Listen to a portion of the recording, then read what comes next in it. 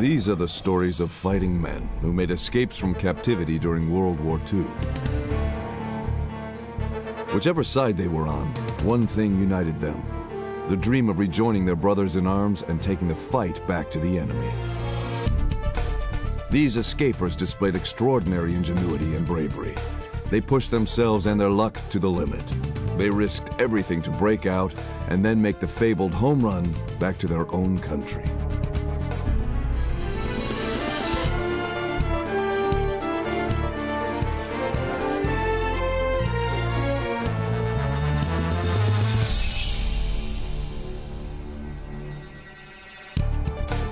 In Nazi Germany, Allied airmen used every trick in the book to break out. 12 months' work in Stalag Luft 3 climaxed in the original Great Escape. In the Philippines, a young Marine captain tried to lead his men through the jungle away from the Japanese prison camp. In 1941, a Luftwaffe flying ace staged a series of daring stunts as he attempted to escape back to Germany. A Dutchman tried to break out of the Nazi stronghold Colditz Castle using a classic sting and a painted aspirin bottle. They all risked their lives to rejoin the war.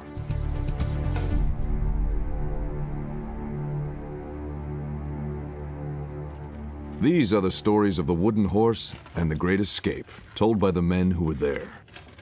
It's an inevitable thing in human nature. Prisoners want to escape. Europe, 1942. The air battle intensifies over Germany as American and British bombers take the war into the heart of the Third Reich. The Germans hit back, downing thousands of Allied airmen. One U.S. airman flying a British Spitfire just after America entered the war is Albert Patton Clark. In a sweep across the English Channel, Clark is brought down over northern France. I was probably the third American shot down in Europe. I crash landed right on the coast in the Pas de Calais, right in the middle of a flak battery. It's never occurred to me that I would be a prisoner of war. Clark is sent to Stalag Luft 3, a Luftwaffe prisoner of war camp for captured Allied airmen. The camp is near Sagan, southeast of Berlin. Newly built to accommodate 2,400 airmen, it is a model camp. The inmates see Commandant Colonel von Lindiner as a reasonable man. The camp was quite cosmopolitan. There were Czechs, there were Poles, there were Belgians, Norwegians, South Africans, New Zealanders, Australians who had volunteered to fly with the British. They're all in British uniform, of course. For most prisoners, only the possibility of escape keeps them going. Escaping was recognized as a duty. We were all encouraged to try to escape by our governments. And of course, it was a very popular undertaking. It gave you something to do that appeared important. Plotting an escape gives young fighting men cooped up behind the wire a common purpose. An escape committee is formed. Men with experience in tunneling, forgery, and languages coordinate the enterprise. In the spring of 1943, 3 RAF officers led by Eric Williams present an ingenious and typically British plan. I knew the chaps well. They had this idea of the wooden horse. Now, this was a very original idea. It would become a classic. Williams is given the go-ahead to build a wooden vaulting horse in the camp workshop. The bulky structure is large enough to conceal him and 2 other men inside.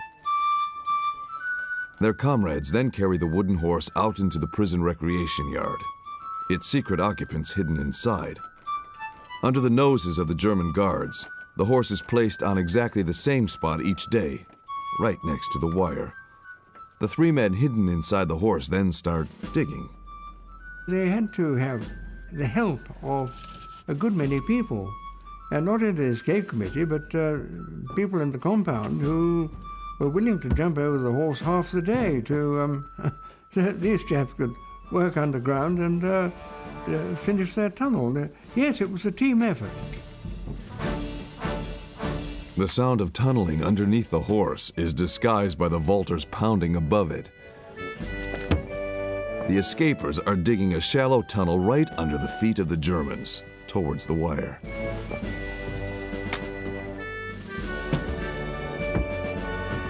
When digging is finished for the day, a trap door is placed on top of the tunnel entrance, then covered with dirt. They take the dirt they have dug up back in the wooden horse. When it was carried back in the evening, it must have been very heavy, because it's not only these chaps, but on sacks of sand as well. The routine of vaulting and digging goes on for 18 back-breaking weeks. Each day the horse is placed in the same spot, exactly 45 feet from the wire, and freedom. By October, the tunnel is past the wire. It's time to break out. Williams and his two buddies, disguised in civilian clothes, climb into the wooden horse for the last time. The Germans still suspect nothing. They seem relieved that these strange British airmen are spending all their energy on gymnastics rather than escaping.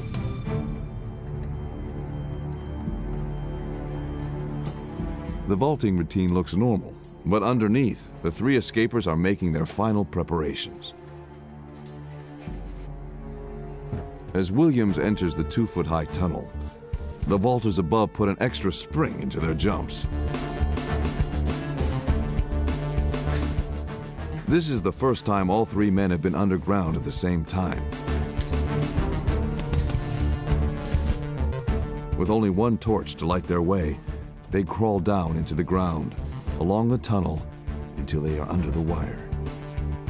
At 6 p.m. precisely, they emerge into the open, 60 feet clear of the camp perimeter. Every second, they expect to hear the crack of a rifle shot. All three men then make good their escape. The whole camp regarded it as a victory. 3 weeks later, they are back in England. Their success an inspiration to others. Well, these chaps can do it, well, why can't we? The breakout of these three men was to lead to the infamous Great Escape. The success of the wooden horse escape is a major boost to morale in Stalag Luft 3. As more Allied airmen arrive, one man emerges as a natural leader of what will become known as the Great Escape. Squadron leader Roger Bushell has escaped twice before. His dream was a massive escape. Whether they all got home or not, he didn't care. It was to disrupt the Germans.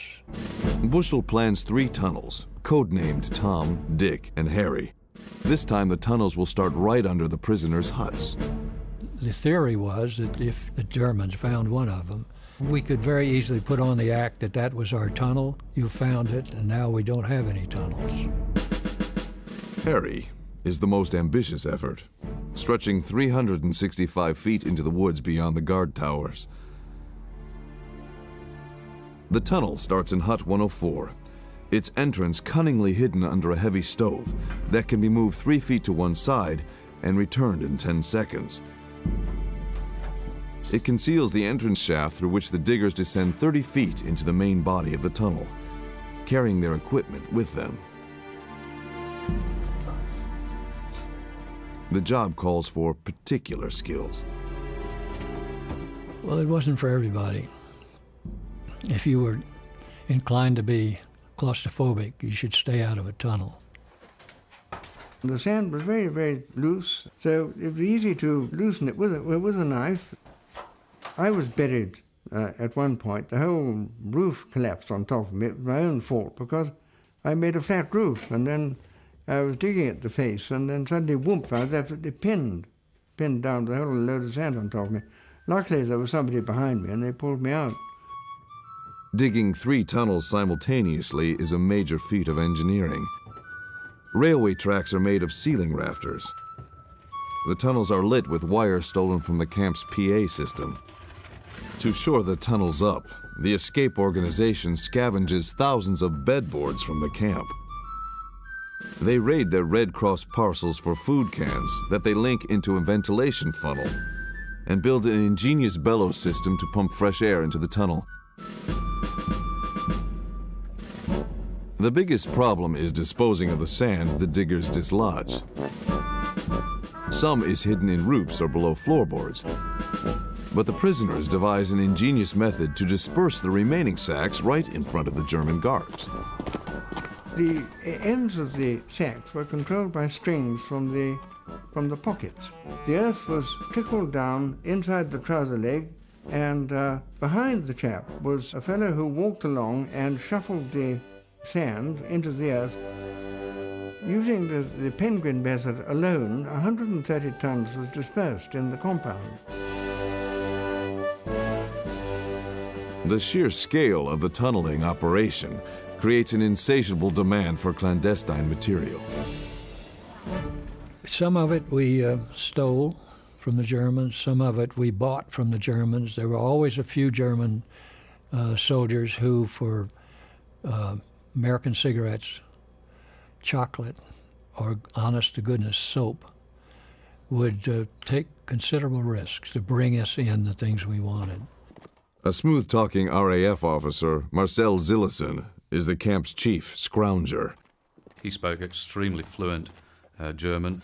The guards were essentially ignorant, so my father was able to take advantage of that in terms of he would write love letters for them because he could write very pretty prose for them and, you know, keep them happy. But in exchange, of course, then he got ink and papers and nibs, which are then used in the forgery department. The forgery department employs 150 men, making false identity papers and travel warrants. The blades used to carve rubber stamps are smuggled in. Other factories make everything from civilian clothing to compasses. It was estimated that with luck, 200 men could get out of one of these tunnels in one night. So all of the factories were instructed to provide the necessary equipment for 200 men. That meant a lot of false papers and travel papers and ID cards and passports and things of that sort had to be made. Clothing, maps. Clark is head of security. He creates a network of 300 stooges to warn of approaching German search parties. All of the factories had a pack-up drill which would enable them to convert what they were doing into something harmless. The stooges keep watch on every part of the camp. If a German comes within 50 yards of a factory, they raise the alarm. By the time the guard enters the hut, the pack-up drill is complete. Crucial escape work is hidden. It is a game of bluff that for 10 months of tunneling, the POWs win hands down. But there are setbacks. After 5 months of digging, the Germans discover the entrance to Tom. It is a devastating turn of events. The second tunnel, codenamed Dick, is used just for sand dispersal. That just leaves Harry. The escape organization commits all its resources and hopes to the last tunnel. Beneath the surface, the pace quickens. For the American prisoners, there is soon a crushing disappointment. The Allied bombing campaign intensifies through the winter of 1943, and American airmen are arriving in ever-increasing numbers. All American POWs are moved to the New South compound, completely cut off from Harry and any chance of freedom in the Great Escape. Not one American will break out. After all their hard work, it is a bitter pill to swallow for Clark and his men. We were very disappointed when we were moved out of that camp before the tunnel was finished. We had a very heavy investment in what was going on over there. And our buddies. We're close friends with all those guys. March 1944. The engineers calculate the tunnel is safely past the tree line. Roger Bushell sets the night for a mass breakout of 200 men. somebody came to me and said, Roger Bushell is over on the other side of the wire calling, wants to talk to you. So I immediately went out there, and Roger very quietly said, we go tonight. Please don't do anything to screw us up. And that was, of course, the last I ever saw of him. Away from the searchlights, Stalag Luft 3 is dark. 12 months of scheming and exertion will be tested in the next 8 hours. Hut 104 is crammed with over 200 escapers. At 10 o'clock, the guards lock down, and Bushell gives the orders to move out. The men drop down, one by one, into Harry. Wearing escape clothes, they carry false papers, maps, and meager rations. On the escapers roster, I was number 39. There was a great deal of excitement. You could feel it in the air. It was very, very full and very hot. I'd been trying for nearly 4 years to get out, and I thought, well, at last, this is my chance for freedom. But news comes down the line. The tunnel surveyors have made a mistake. The tunnel exit falls short of the tree line. There is a tense wait while Bushell decides what to do. Suddenly, an air raid. The camp and tunnel are plunged into darkness. The searchlights are down. In the blackness below, men sweat it out as they struggle to light their lamps. Although the darkness will help the escapers, they know the watchtowers are on heightened alert. The first man is out. He dashes across the open ground to the tree line, holding a length of rope. Lying low in the woods, he signals all clear to the next man.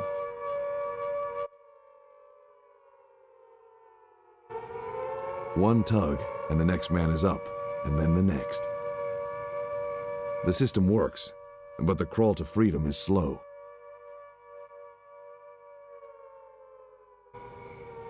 After 2 hours, the sound of bombing fades, and the lights come back on.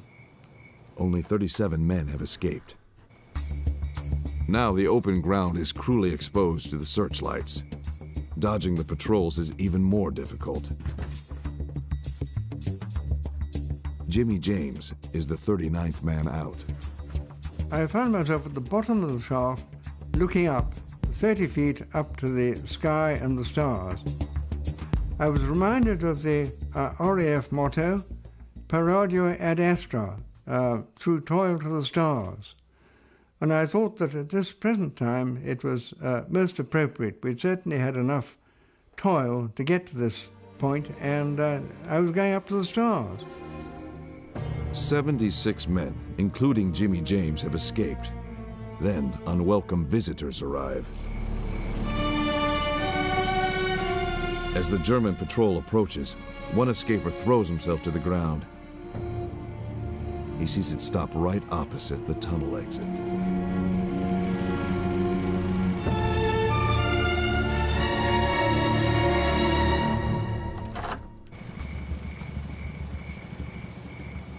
Only feet away from the hiding great escaper, the German guard relieves himself.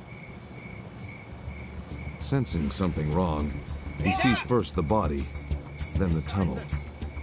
The game is up. The alarm goes off. Germans round up the men at the top of the tunnel. Then all hell breaks loose back in the camp. Men start coming back up out of the tunnel. By now, the whole prison camp is on full alert.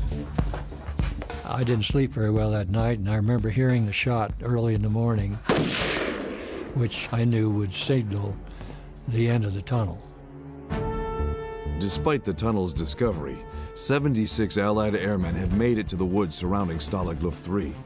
As dawn breaks, the escapers take off on their carefully planned escape routes. Jimmy James and his team head for Czechoslovakia. After 24 hours on the run, they are arrested trying to buy tickets at a railroad station. 8 of us were caught that night. Well, it was a great disappointment, of course, a great disappointment. As James and 72 other escapers are rounded up all over Germany, Adolf Hitler plans a terrible revenge. He orders the SS to shoot at least half of the captured officers. The so-called Sagan Order directly contravenes the Geneva Convention. The cell emptied gradually over a couple of weeks. For 2 days later, 4 names were called out, including my partner. They were taken away. We didn't know what was going to happen to them. The same scene is being played out across Germany. Roger Bushel and French flyer Lieutenant Bernard Scheidauer are interrogated by a Dr. Spann at the Sauerbrücken Gestapo headquarters, then put in a car for what they believe is the drive back to the camp. For some reason, Dr. Spann decides to take the narrow back roads.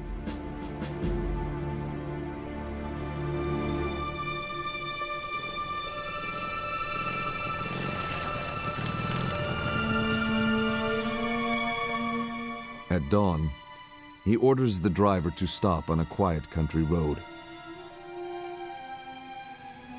Bushel and Scheidauer can see that they are still nowhere near the countryside around the Sagan camp. They are hungry and tired. When the Gestapo chief suggests that they get out and stretch their legs, Bushel and Scheidauer are grateful.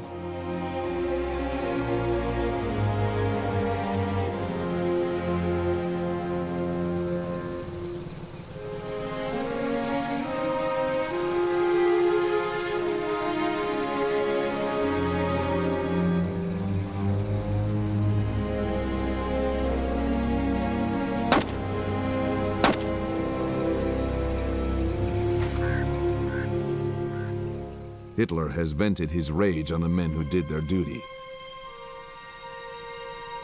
Over a period of a month, the Great Escape diverts 70,000 German police and troops from the war effort. Just 10 weeks before D-Day and the Allied invasion of France, the escape played its part in victory.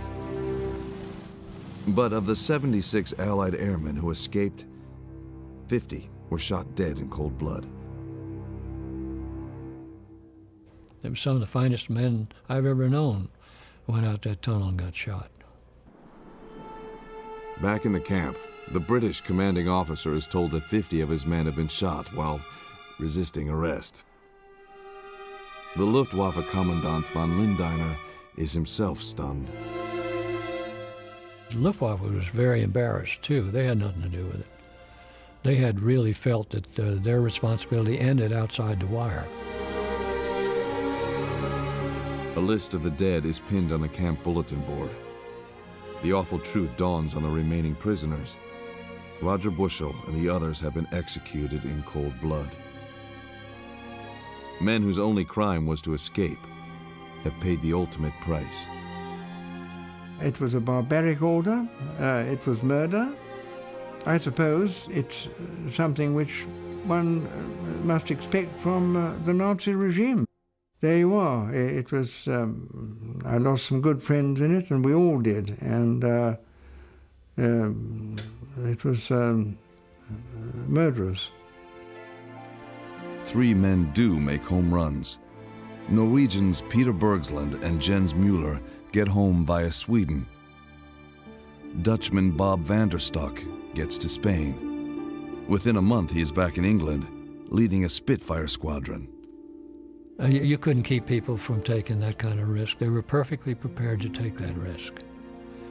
And it can be rationalized that they did make a visible contribution to the war effort. The RAF was very proud of them. And it was a magnificent piece of work. And I think they'd do it all over again.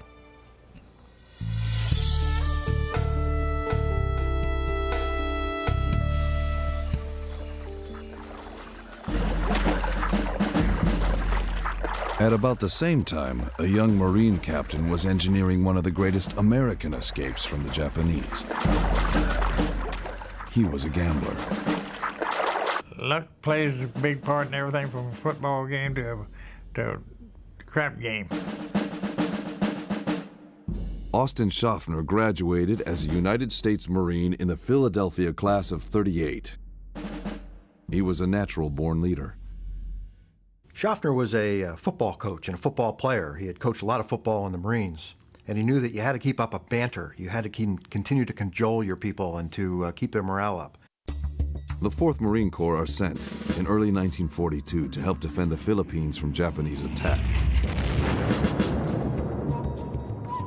But by May, Corregidor and Bataan have fallen. Over 70,000 American and Filipino troops are taken prisoner. It's a humiliating defeat. Schaffner and his men are forced to surrender. The Japanese make no attempt to observe the rules of war on the treatment of prisoners.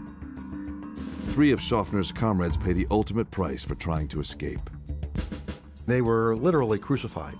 They were beaten, not only senseless, but also unrecognizable. And while they were still alive, they were taken outside the camp and they were hoisted onto the equivalent of a cross. Schaffner is among 2,000 Americans eventually sent to Davao prison camp on the island of Mindanao. Those that survive the march are put to work on plantations that feed the Japanese Imperial Army. The Davao camp is well ordered. These men are valuable to the enemy war effort. To deter escapers, the Japanese have a particularly brutal system. The Japanese organized the prisoners into groups of 10. They called them shooting parties. If any member of a group attempted to escape, the other 9 would be shot. The prisoners are used to cut mahogany and transport it to the nearby lumber mill. It's the jungle itself that provides the greatest obstacle to escape. Davao was surrounded by swamp. The Japanese considered the swamps to be impenetrable. There were crocodiles that were 18 feet long, a variety of snakes, poisonous and otherwise, insects that nobody could count, and quicksand, all sorts of things. So work parties outside the camp are not closely supervised. It is a failing Schaffner decides offers the best chance of escape. First thing, you got to have confidence, build up enough confidence in yourself that you can have a good game plan. Once in the swamp, the plan is for the escapers to hook up with the local Filipino freedom fighters. Over 5 months, Schaffner carefully selects his team. One, he had been a football player, and so he was used to being a team player and working with a team. Secondly, he was a poker player, so he was used to trying to figure out what was the inner strength of individuals. Schaffner chooses men who are mentally and physically fit. His team then hide a small quantity of provisions outside the camp and make final preparations for the breakout. On the chosen Sunday, they left the camp, went to their prescribed locations, started their work, and then slipped away. Schaffner has kicked off the biggest game of his life. Escaping from the work detail was easy. Now the jungle is their biggest enemy. The show's on. It's either we score or we don't. This is it. It was a kind of a nervous feeling. We were going for broke. The men deliberately head for the middle of the swamp to get away from the Japanese. But only minutes into their escape, they are horrified to hear the sound of splashing just behind them. They realized that they were crocodiles that were patrolling the waters looking for some food. The men head deeper into the swamp.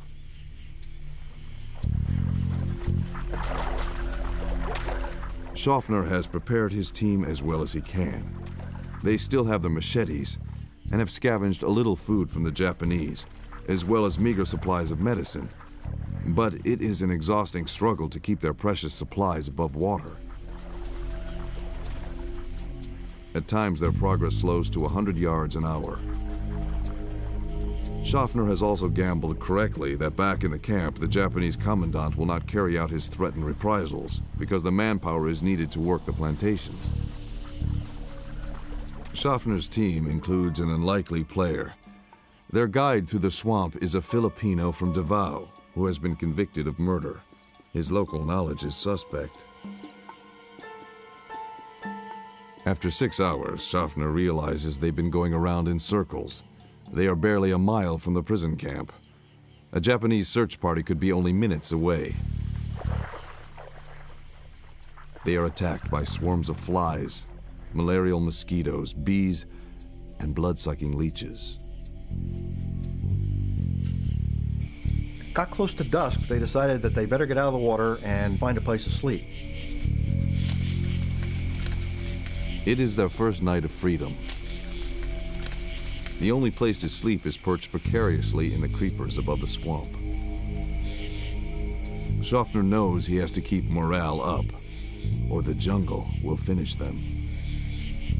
Just like the start of a ball game, you look for success and not for failures to start with. And we were dreaming of how we're going to keep going, keep the momentum rolling. Day 2 of the escape. Schaffner knows that the Japanese search parties must be out looking for them. Determined not to repeat the mistake of the day before, Schaffner now instructs their Filipino guide to head due north. The new terrain is no less hostile than the jungle.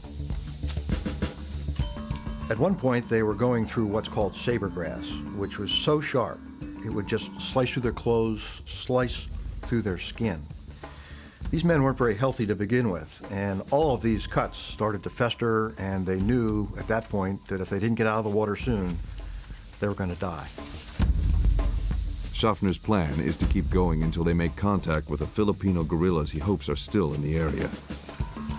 But his men are in no shape for a long march. The escape has become a race against time. By the second night, the men are on the verge of mental and physical exhaustion. Schaffner himself contracted malaria back in the Davao camp. To survive, he and his team badly need a break.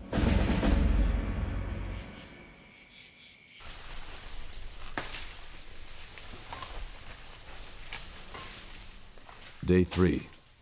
The Davao escapers have enough rations for only 2 more days. Still heading north, the familiar sounds of the jungle are violently interrupted. They heard gunfire. The Marines realized some of the first rounds that they heard were coming from rifles that they were familiar with, their .03 Springfields. Then they heard the crack of Japanese machine guns. Schaffner now calls the biggest play of his career. He orders his men to head towards the distant gunfire. He reasons that the Japanese must have been engaged by the Filipinos he's been searching for. It's a gamble. The escapers must find the guerrillas before the Japanese find them. The consequence of recapture will be torture and death. After 3 hours, they find the evidence of the firefight: spent cartridges, Japanese rations, and bloody clothing. Soon after, they meet up with Claro Loretta, the Filipino guerrilla leader. He tells Schaffner that the skirmish had been between his men and a column of 85 Japanese soldiers sent from Davao to find the escapers. Eventually, Schaffner and his men reach the coast. One man stays behind to work with the guerrillas. The rest catch a ride to Australia on board a submarine, the USS Bowfin. Then home as heroes. As the tide of the war turns, in October 1944, MacArthur retakes the Philippines. Although wounded, Marine Major Schaffner is back in action. Schaffner is there when 511 Americans are finally released from the prison camp.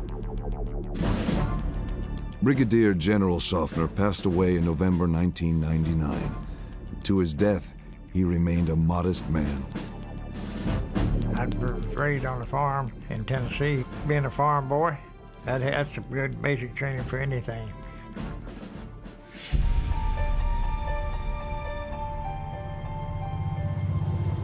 This is the story of the most famous German in World War II to escape from the British and get back to Germany.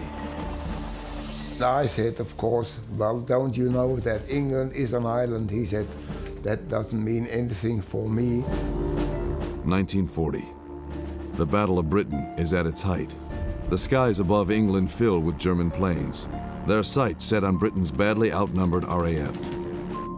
Baron Franz von Wehr is a dashing young Messerschmitt pilot. Already a celebrity at home, he even appears on a magazine cover with his pet lion cub, Simba. In the early days of the battle, he claims 13 kills. But on September 5th, he is shot down and crash lands in the countryside near London. Together with the other downed German flyers, he is sent to a POW camp in the north of England. Captured at the same time is a Luftwaffe pilot who trained with von Wehr in Germany, Ulrich Steinhilper. We were POWs, and we all wanted to win a war, and therefore the need to escape and prove ourselves as brave men also was constant. We talked about escaping right away. Von Wehr is determined to break out. He joins a group of 5 Germans planning to tunnel out under the wire. It takes a month to dig the 50-foot tunnel. Ulrich Steinhilper covers the sound of digging by playing a gramophone at top volume. 10 days before Christmas, the escape is on. Von Wehr's plan is to steal a plane from a nearby RAF base. He had to be very lucky. But Franz, being a very daring man, he said, I'm going to take any chance. I will just try. The 5 men escape through the tunnel and then split up. Von Wehr speaks good English. Posing as a Dutch flying officer, he travels to RAF Hucknall, where he waits for a chance to make a spectacular getaway. Spitfires and Hurricanes are in constant action. 3 months earlier, he was trying to shoot them down. Now he waits for the chance to fly one all the way back to Germany.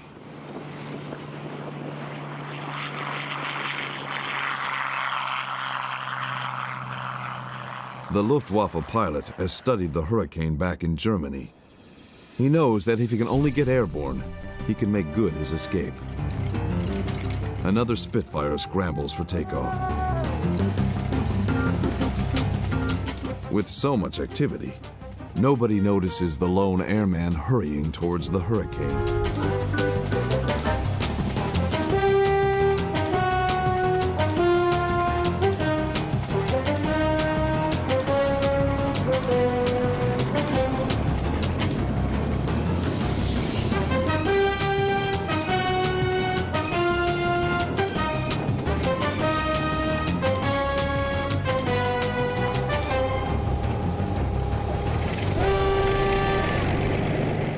At the last minute, his luck runs out.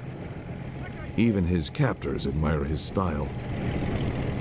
When Franz was taken back to the officers' mess, British RAF pilots were not mad at him. They were quite proud.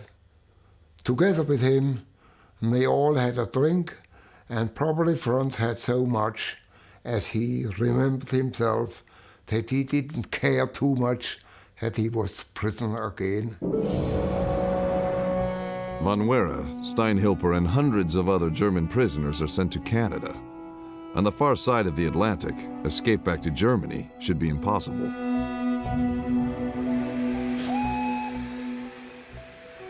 From Halifax, Nova Scotia, Von Wehr and his fellow prisoners are put on trains headed towards prisoner of war camps inland. Von Wehr has discovered that the train will be passing close to the American border. In January 1941, the United States is still a neutral country.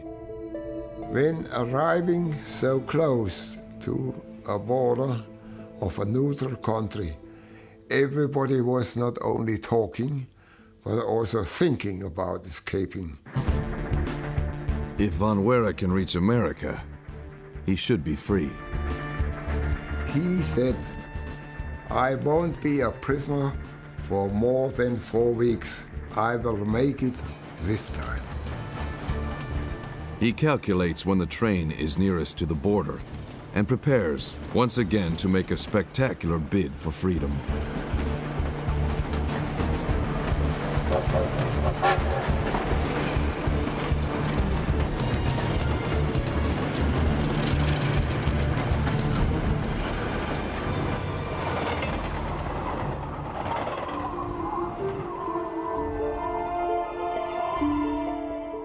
To escape from Canada and the British authorities, Van Weera must now find a way across the St. Lawrence River. In sub-zero temperatures, he paddles the half-mile towards the neutral United States. He is the very first German to make good an escape from the Allies in World War II. He makes land near Ogdensburg in upstate New York. Oberleutnant Franz Van Weera then surrenders himself to patrolman James Del Ducetto of the city police.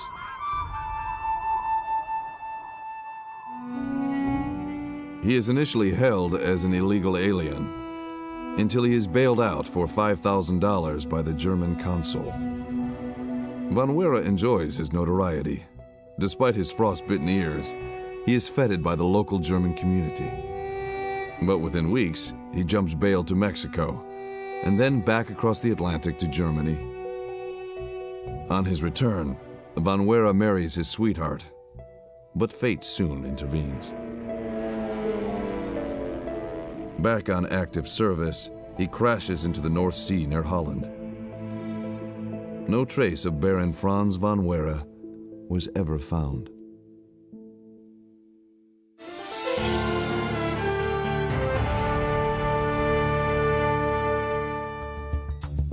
In Germany itself, the Nazis made the mistake of incarcerating the most persistent Allied escapers, together in one prison. Colditz was thought to be escape-proof. When the Dutch group arrived at Colditz Castle, we realized that it would be a difficult job to get out of this one. But Colditz was built to stop attackers getting in, not to prevent escapers getting out. 300 prisoners from different nations were held in the castle. I would say that the type of escapes which each nation preferred reflected the national characteristics. For the French, ingenious, subtle camouflage. They built a radio, crucial for listening to the progress of the war, out of parts hidden in cakes and French bread. And for the British, dogged perseverance. Food was also part of the Great British Plan. In the top attic over the chapel, they built a full-size working glider. Wood from bunk beds provided the skeleton, but something is needed to stiffen the cloth on the wings. A particularly glutinous soup is the answer. Despite finding the soup revolting, the British prisoners can't get enough of it. It turns out to be ideal for stiffening the gingham bed sheets used on the wings. 9 British prisoners did escape from Colditz using tunnels, but the glider's maiden flight was interrupted by the end of the war. Although finished in every detail, it never actually flew. The Dutch group had their own approach to escape. Deceiving the German mind with a psychological finesse. Every day, a group of men are taken out of the castle to exercise. The only hiding place is under an old manhole cover, locked by a steel bolt on the outside. Even if a prisoner could get into the hole undetected, he would be trapped inside by the bolt. So the Dutch make a glass bolt by painting an old aspirin bottle. Their gamble is that the German guards always believe what they expect to see. The Dutch Escape Club selects 2 men, Francis Steinmetz and his friend Naval Lieutenant Hans Larive to execute their ingenious plan. Under the watchful eye of the German guards, the men play ball as usual. On a signal, the yelling mob of players formed a human screen between the manhole and the armed sentries. Steinmetz and Larive make their move. The players keep the ball in the air to distract the guards.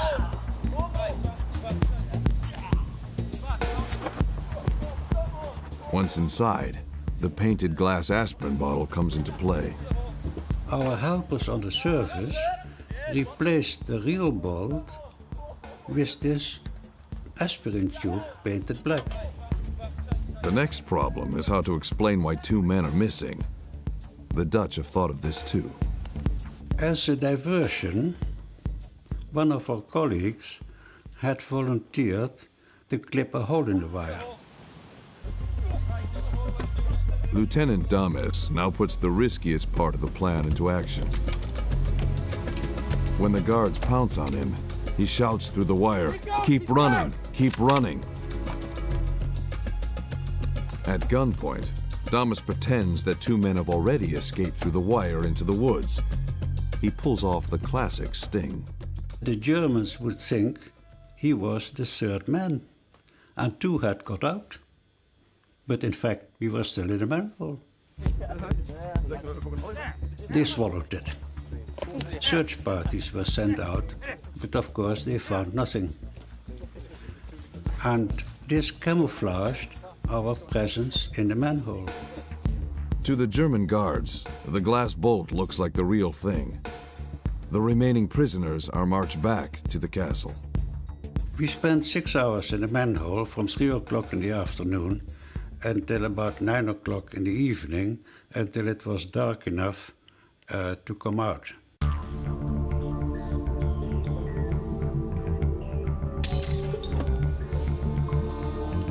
The glass bolt trick works as planned. As the field is now deserted, the 2 Dutchmen have no problems climbing over the wire. I felt a slight apprehension of leaving the sheltered, known world of the POW camp, but that quickly passed and was replaced by joy. We have done it. The 2 men run to the nearest train station. They both speak good German. We had a beer, which I thought we deserved, and there booked an express train tickets to Nuremberg and Ulm. We had nothing. No identity papers, no travel permits, but by traveling fast, we took the risk that no identity papers would be required on the long-distance train. And our bet came off. Their journey takes them through the heart of the German Reich, towards Switzerland. 4 days after they left Colditz, the 2 Dutchmen approach the Swiss frontier on foot, where they meet trouble.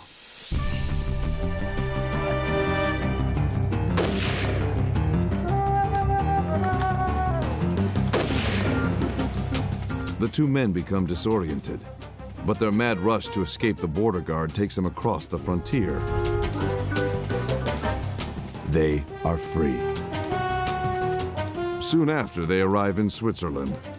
Hans Larive and Francis Steinmetz have their photograph taken to celebrate their victory. St. Christopher, the protecting saint of travelers, had been with us. We had made our escape from Colditz. Despite its reputation, 31 men made successful escapes from Colditz. Franz von Wera's story was made into a movie, The One That Got Away. Inspired by Schaffner's Breakout, 8 men staged a second escape from Dachau less than 1 year later. The success of The Wooden Horse and The Great Escape proved that whatever the odds, fighting men will always struggle to regain their freedom.